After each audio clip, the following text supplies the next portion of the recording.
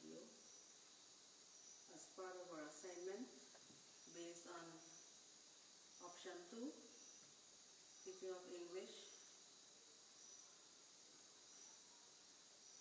I will be reading a story that is entitled The Crane, the Fish, and the Crab. So here I begin. Outside a certain village in India, there was a pond in which many fish lived. They often had a bad time in dry season, when sometimes there was not enough water for them. Now a fishing bird, a fine tall crane, had a roost in a tree near this pond. And when the dry season came, he began to wonder if he couldn't find some easy way of catching more fish for his dinner. As a rule, the crane used to stalk about on his long legs, and when he spied a fish, he would plunge his long beak into the water to catch it. But one day, he just went and stood quietly on one leg at the edge of the water, and there he stayed. One of the fish popped its head out. "Why are you standing there, sir? Lost in thought?" asked the fish. "I am thinking about you," said the crane.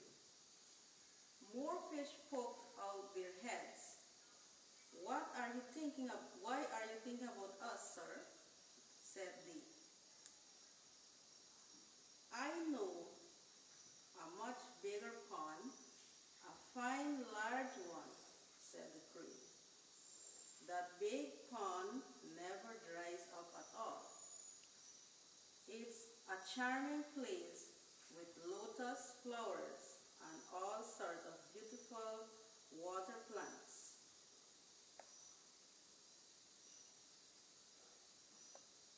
If you like, I could take you there in my beak."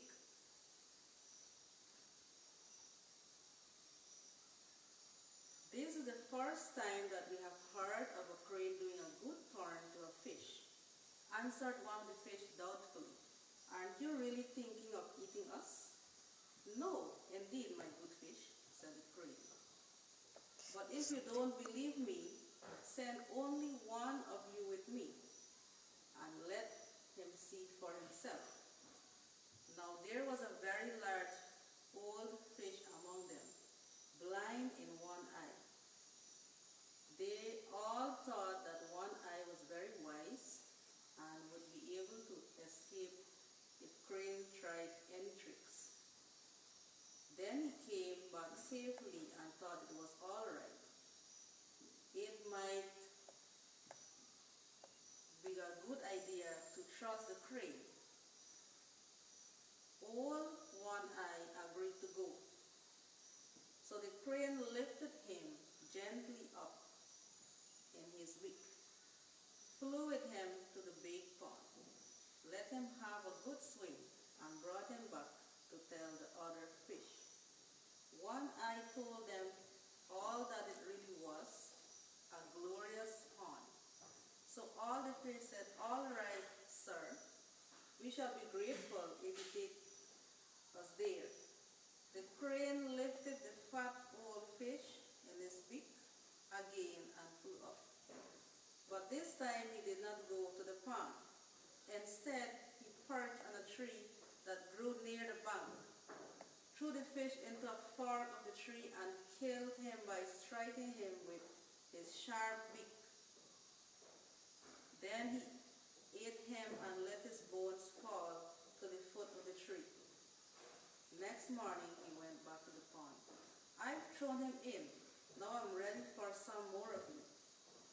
The end of it was that one by one he took all the fish and ate them, everyone, till at last when he came back he found that one old crab left.